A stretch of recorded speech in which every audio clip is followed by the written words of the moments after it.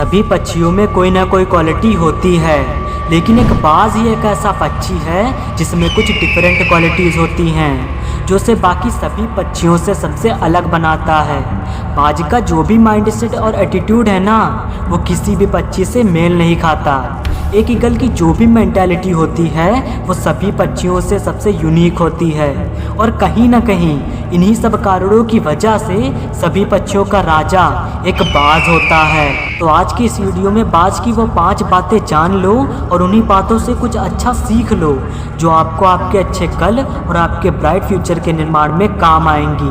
Point number 1, clear vision. बाज एक ऐसा पक्षी है जो 5 किलोमीटर दूर से ही अपने शिकार को केंद्रित कर लेता है, और इसी वजह से वह अपने शिकार को मारने की क्षमता भी रखता है। अब चाहे उसके मार्ग में कितनी भी बड़ी कठिनाई क्यों ना आ जाए, वह अपने शिकार तक पहुंच के ही रहता है। इससे हमें यह सीख मिलती है कि हमें अपने लक्ष्य को बड़ा सोचना चाहिए। कहीं ना कहीं हमें अपनी सोच को उच्च स्तर पर रखना चाहिए, और इसी सोच के साथ चाहे कितनी भी बड़ी बाधा क्यों ना आ जाए, हमारा ध्यान सिर्फ हमारे गोल पर होना चाहिए। Point number 2, eagle loves the storm. जब भी तेज हवाएं चलने लगती हैं, जब भी आसमान में काले घने बादल छा जाते हैं, और वही बादल जब पानी बरसाने लगते हैं तो बाकी सभी पक्षी अपने अपने घोंसलों में छिप जाते हैं। लेकिन बाज ही एकमात्र ऐसा पक्षी है जिसे इन तेज हवाओं, इन तूफानों का इंतज़ार रहता है। बाज को बड़ा मज़ा आता है जब पानी बरसने लगता है, जब उन आंधी तूफानों का आगमन हो जाता है, तब इन्हीं तेज हवाओं के बीच में बाज उड़ता है, और इन्हीं हवाओं की सहायता से वह इतनी तेज गति से उड़ता है कि वह उन पानी बरसाने वाले बादलों से भी ऊपर चला जाता है। इससे भी हमें एक बहुत बड़ी सीख मिलती है कि हमें अपनी मुश्किलों में मज़ा ढूंढना चाहिए, और साथ ही में यह सोचना चाहिए कि यदि मैं इन चैलेंजेस से जीत गया तो मुझे एक ऐसा अवसर मिलेगा जो मेरे एक उज्जवल भविष्य का निर्माण करेगा। और इसी सोच पर नेपोलियन हिल भी कहते हैं, every problem comes with an equal और ग्रेटर अपॉर्चुनिटी, यानी प्रत्येक समस्या एक समान या अधिक अवसर के साथ आती है। Point number 3, eagle fly alone. बाज में एक बहुत अलग खासियत होती है कि वह हमेशा अकेले उड़ता है।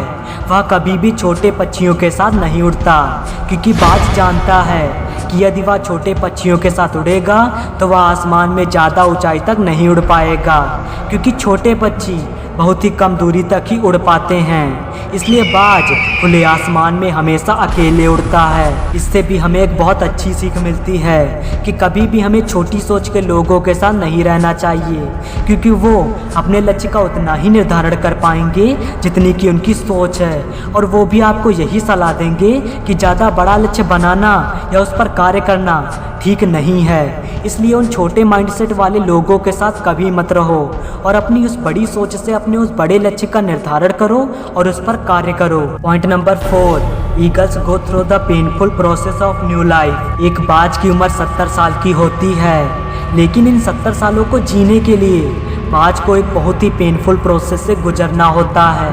जब बाज लगभग 40 साल का हो जाता है तो उसकी जो चोंच होती है वो मुड़ जाती है, जिससे वो शिकार नहीं कर पाता। उसके जो पंख हैं उसके शरीर से चिपक जाते हैं, जिससे उसे उड़ने में परेशानी होती है। उसके जो पंजों के नाखून होते हैं वो कमज़ोर हो जाते हैं, जिससे वो अपने शिकार को पकड़ नहीं पाता। एक बाज जो शिकार नहीं कर पा रहा, जो उड़ नहीं सकता, जो शिकार को पकड़ नहीं पा रहा, फिर तो बाज भूख से मर जाएगा। और इसी समयावधि में एक बाज लाचार और कमज़ोर महसूस करता है, और इसी अवधि में बाज के पास 2 ऑप्शन होते हैं, या तो वो मरने का वेट करे या फिर उस दर्दनाक प्रक्रिया को सहन करे जिससे उसे एक नया जीवन प्राप्त हो सकता है। और तब बाज उस पेनफुल प्रोसेस को चुनता है, जिसमें वो एक बहुत बड़ी चोटी पर जाकर घोंसला बनाकर रहने लगता है, और एक पत्थर से अपनी चोंच को तब तक मारता है जब तक वह टूट नहीं जाती। और तब बाज तब तक इंतजार करता है जब तक उसकी नई चोंच आ नहीं जाती, और जब उसकी चोंच आ जाती है तो वह अपनी नई चोंच से अपने पंजों के नाखूनों को मार मार कर तोड़ देता है, और साथ ही में अपनी चोंच से अपने शरीर से चिपके हुए पंखों को खींचकर निकाल देता है, जिससे वो पूरी तरह से लहूलुहान हो जाता है। लेकिन बाज इस पीड़ा को सहन करता है और तब तक इंतजार करता है जब तक वह पूरी तरह से ठीक नहीं हो जाता। और इस प्रक्रिया में बाज को 6 महीने देने होते हैं। लेकिन इन 6 महीनों की कड़ी तपस्या के बाद वह खुद को अपने जीवन के 30 साल और दे देता है और वह पहले के जैसा ही मजबूत और काबिल हो जाता है।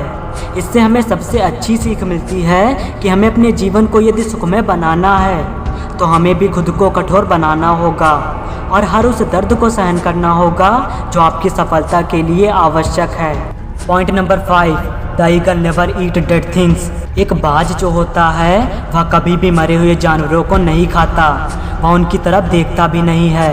वह हमेशा जिंदा और फ्रेश शिकार करता है जो उसे बाकी सभी पक्षियों से सबसे अलग बनाता है। और इससे हमें यह सीख मिलती है कि हमारा जो भी पास्ट है वो भी मर चुका है और हमें उस बीते हुए कल को जो आपको तकलीफ दे उसे नहीं याद करना चाहिए और ना ही सोचना चाहिए, बल्कि उस आने वाले कल को बेहतर से बेहतर कैसे बनाया जाए उस पर ध्यान देना चाहिए, जिससे आपका भविष्य उज्जवल बन सके। तो अपने जीवन में ईगल की मेंटेलिटी को हमेशा ध्यान में रखो और इस पर हमेशा कार्य करते रहो। और अगर आपको अपने अच्छे कल के निर्माण में सहायता चाहिए तो इस चैनल को सब्सक्राइब कर लो, क्योंकि यह चैनल आपके मोटिवेशन के कार्य में काम आएगा। और यदि इच्छा हो तो एक लाइक और अपने एक मित्र के पास शेयर भी कर देना। तो इसी मोटिवेशन के साथ मिलते हैं अगले वीडियो में। तब तक के लिए जय हिंद, वंदे मातरम।